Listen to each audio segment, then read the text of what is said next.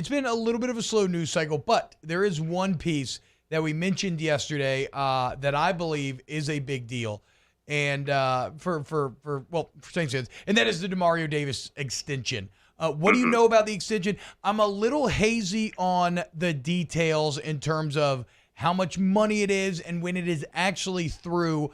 Can you give us some details on Demario Davis extension? Yeah, for sure. This contract extension surprisingly actually has no impact on the 2022 season, which is very un-New Orleans Saints-like. Yeah. Usually if they end up doing a contract extension, whatever year that player is in usually is impacted. Most of the time it drops in terms of cap hit. For this one, cap hit's already pretty low. They had already restructured his contract and everything during the offseason, so there wasn't really much wiggle room to get anything additionally done in 2022, and they're not in a situation to where they're up against the salary cap. They've got like $10 million or so available. So with that being the case, they didn't have to do a lot here. But next year, you see a little bit of a drop in base salary, not by much. They converted about $250,000 to a workout bonus. That's really the only big adjustment there. But they have added incentives for this year, next year, and the last year, $2 million in incentives. So he gets some performance boost depending upon either how he performs or how he performs in concert with the team. We'll see what those actual details are when they become public. But the biggest takeaway from this contract is that Demario Davis is a New Orleans Saint through 2024 now, as opposed to just 2022 and 2023 when his contract would have expired. So we had heard some reports that he, C.J. Gardner-Johnson, as well as Deontay Hardy were all looking for some level of contract extension. We figured a 1 or 2 year deal for Demario, or 1 or 2 year extension beyond 2023 for Demario Davis would make the most sense. That's what he ends up getting. And I think that it speaks highly to the organization that they got his contract extension done first. He's the veteran. He's the leader. He's probably the second best free agency signing in New Orleans Saints franchise history. He really helped to revitalize everything around defense starting in 2018 when he showed up. So I think getting his contract done as a veteran leader makes a lot of sense, and it was a good move by the organization. All right, Ross, where I want to start is picking up from our last conversation that we did have at the Senior Bowl there in January, because we were talking about positions that the Saints had to get better at. The receiver position, the defensive backfield was certainly a question mark. Obviously, tackle was a question, but let's talk about receiver and DB. Now that we know the moves, fast forward, here we are in the summertime. What do you think about the moves they made? Did they answer those questions that we had there in Mobile at the Senior Bowl? Yeah, I think unequivocally you have to say yes for both of those, right? When we talk about defensive backfield and the secondary, that was with the anticipation of losing Marcus Williams. Right. Not only did they lose Marcus Williams, but then they also had Malcolm Jenkins retire over the course of the offseason as well. So having to replace an entire back of your backcourt effectively with having to replace both safeties, that's a tall task. But then you bring in a guy like Marcus May, who was the one player that ranked above Marcus Williams in forcing completion percentage since 2017. He was number one in that metric with Marcus Williams at number 2. So you end up getting another guy that has the ability to be a ball hawk, but also is somebody that has the ability to be an enforcer in the middle, because Robert Saleh kind of changed his scheme, changed the way that he used Marcus May in his scheme, using him a little bit more as a box safety. So you get massive versatility there. Then you bring in Tyrann Mathieu, who we have seen from St. Augustine days all the way till now as a guy that is the definition of versatility, right? So you have now these players that are so multiple, which is something that Dennis Allen, of course, has always appreciated in defenders, particularly in the secondary. So I think those two guys, you increase your competition a little bit with Alontae Taylor, and then all of a sudden I think you've answered the questions over in a defensive backfield. And in wide receiver, of course, you've gotten much better there with the return of Marcus Williams, Michael Thomas, drafting Chris Olave and adding Jarvis Landry. You've completely revamped that room. Yeah, and so all of a sudden, it all becomes very exciting, doesn't it? I mean, we just kind of mentioned earlier in the show, like, where does this season kind of rank in terms of your preseason excitement? And it's not to say that, look, I don't think this is the best team that we've seen in recent years. Certainly not, right? We've entered multiple seasons where the New Orleans Saints have been thought of as legitimate Super Bowl contenders. But, Ross, in terms of just like interest and, the unknown a lot of times is inherently exciting. And so adding Jarvis, adding Tyrann, like you said, and adding all of these pieces where, absolutely, where the one piece that'll make it all go is Jameis Winston, and you've got a new head coach. I'm like, I am fascinated. Where does this rank for you in terms of interest and excitement, like what this season is as maybe compared to some of the recent era of Saints football? Yeah, and I think, I have a little bit of a different perspective on it, maybe, or not a different perspective, but it's a unique perspective for me because I'm still young in the sports coverage game and the sports media game. And so for me, the thing that's so different than maybe my past days looking at this team more as a fan, I think that the thing that is so interesting about this is that there's a lot of excitement based on, just as you mentioned, the unknown.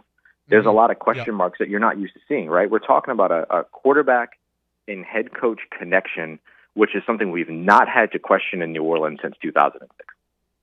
You've had no question marks around the relationship between those two positions for over 15 years, or over a decade, and with the exception of 2012.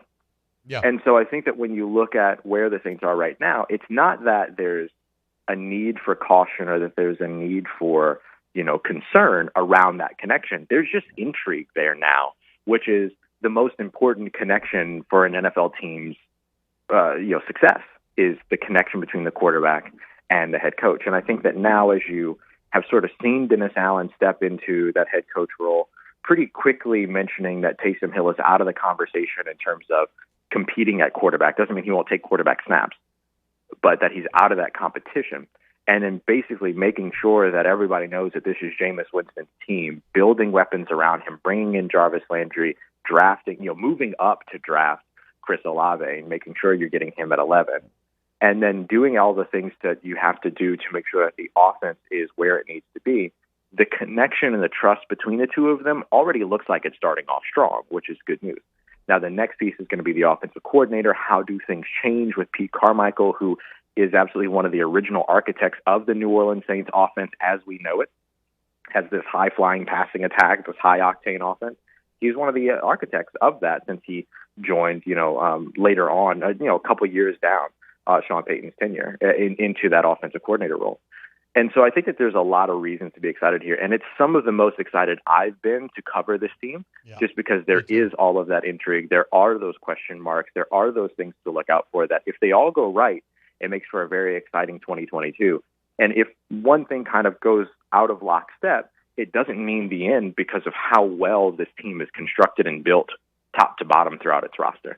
So it's going to be an exciting 2022, but it still leaves you with those question marks that could impact you 2023 and 2024. Yeah, and Ross, I love the roster. I mean, you sit here and you take a look at roster. I get it. What? The roster? Roster. Roster. I thought that was a joke. My bad. Okay, I just completely ruined all of this. I just threw a wrench into everything, and I crashed the vehicle into a wall. I apologize. Well, just back it up, skip back like you're listening to a podcast. Skip back 30 seconds. No. Okay, start your question again, Jake. Ross, this is what I have to deal with every day. I need you to drive up from New Orleans now so you can help me in this endeavor to talk Saints football. It's roster. Fine. It's there. I mean, maybe there's a segment. What's the roster? Okay, yeah. Or something. We'll ballpark it. Okay. State of the roster. Exactly. There you go. There it is. Workshop. So you've already got it. Running back. Okay. We don't know how long AK is going to be out. If it is 6 games, look, Mark Ingram has been a fantastic pro. I mean, I think we can all say he's been a pro's pro. He has really been a guy you can count on, but he's 32 years old. We know the running back position, when you're 32, you're basically 40, okay? So you have Mark Ingram, and he can take some carries, but I don't know if he can have the full workload. You look at Tony Jones behind him, Dwayne Washington behind him. Now you've got some undrafted free agent from Baylor that a lot of us are excited about. But does that make you nervous? If AK's out 6 games, Mark Ingram's going to be the lead back, and you've got a lot of unproven guys behind Mark Ingram? I think I'll take a guy that knows the system over a guy that has the ability to be a bit flashier. Yeah. Mm-hmm. And so I think that when you look at replacing Alvin Kamara, it's not just going to be a one-for-one situation, right? Alvin Kamara is going to get a heft of the snaps during a game, and if Alvin Kamara is out for that game or misses that game or however this whole suspension situation ends up working out, it's not going to be Mark Ingram's going to take 70% of the snaps. It's probably more realistically going to be Mark Ingram taking 40% of the snaps, Tony Jones Jr. taking 40% of the snaps, and then another back kind of rising up and taking 20% of the snaps. And so the committee replaces Alvin Kamara more than a player replaces Alvin Kamara in the committee. I hope that makes sense. Yeah. And so I think that becomes the piece. Now, I think that, look, if Alvin Kamara ends up suspended, there are going to be a lot of options that are going to become available during the preseason when they're doing preseason cuts. Like, you can look and maybe throw a dart when it comes to the Baltimore Ravens backfield, and some of those guys are going to end up cutting, right? A guy like Zach Moss may not have room in Buffalo anymore. So there are places that the Saints can go later on down the line. And there's also some familiar faces that are already out there that, again, know the system. Devontae Freeman, who spent last year's offseason with the Saints. Latavius Murray is available. So there are some other options that they can go to. They tried with Sony Michel. They brought in David Johnson for a visit, which, by the way, just because they didn't sign him during minicamp doesn't mean that they won't look at him again during training camp and try to get a longer look at him. I did that with the Saints. I went to minicamp with the Saints. It was a workout, and then right before camp, they called me and offered me a contract. So, yeah, it doesn't have to work out. I mean, they can take a look at what's out there, go back, watch the tape, say, okay, this is the best option for us, and we're going to offer you a contract. Exactly. And you don't get, a full breadth of what a player has to offer in 3 days at a minicamp, right? Right. It's going to take some time to take a look at, what all they have to offer. So I think the Saints are in a situation where, they're clearly not panicking, because otherwise they would have made the money for David Johnson work immediately. They would have tried to make whatever didn't work with Sony Michel work. I don't know if it was a physical thing or if it was anything like that, but they're not in a situation where they're panicking, and I think that that's a good move by the Saints, because they kind of need to see how all of this is going to pan out. Like, the legal process for Alvin Kamara is still very early at this point. Like, we haven't even gotten to a hearing until August, and that has been continued twice. So we'll see exactly what happens there. But I'm not super worried about the position being led by Mark Ingram, because he knows the system. He knows how to make everything work. He knows, he's a fantastic pass protector as well. So he gives you all the qualities that you still want there, but you're probably just going to see a little bit more of a rotation. It'll be interesting to see who's third in that rotation. Can a guy like Abram Smith, come out from that 1,600-yard, 12 rushing touchdown season that he had at Baylor, his lone year as a running back because he was stuck playing linebacker the 2 years before that.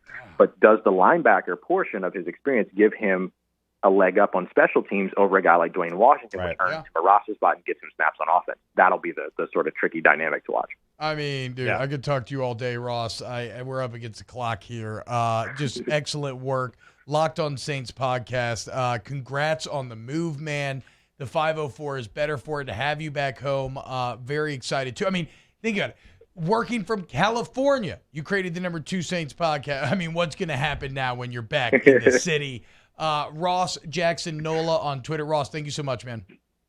Hey, always a pleasure, guys. I appreciate you. Y'all stay safe. I'll talk to you soon. Thanks, Ross. All right, take it easy. Sorry about throwing the car wreck into the middle of that interview. That was that joke, but sometimes, I'm just an instinctual man. Yeah, after you told that joke, I went to hit the dang it Bobby button, and I inadvertently spilled my coffee all over myself. So your fault for that, too. Wow. So it literally was a car wreck, like drinks spilling everywhere, awkward forced laughs from Ross, Jake having to restart the question, just an absolute disaster of a joke. Steve, I don't even get mad at you for that, because I know you can't help it. It's impulse. You can't. Whenever T, you'll say something, he gets on his tiptoes. Oh, you can see me getting excited. He gets on his tiptoes, and that little bitty finger of his gets going, and he's like, Roster. I understand. You can't help it. It's in you. Bargain. I cannot wait. I mean, when the 50, let's be clear. It's already up in New Orleans on football right now.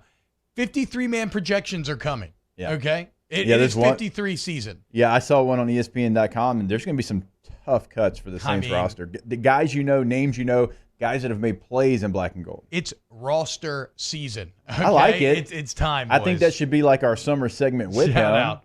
I'm not mad at you. Even though I find that in actual radio talk, there's nothing more unexciting than 53-man roster projections. Ooh, I don't know. When you have to be a real degenerate to get hyped about. I don't know. When you have a good roster, it's a different conversation. When you're like, oh man, can we find 53 guys to fill this roster? It's a different conversation. That is fair, and I think the Saints have a pretty good roster. It's like watching Major League the movie, and they're trying to find guys. They got to get Roger Dorn and Jake Taylor down from Mexico. He's like, damn it, Tolbert. At least you could have said you're from the Yankees. I mean, it's better than that. It is better. Yes, the Saints are better than Major League. That is fair.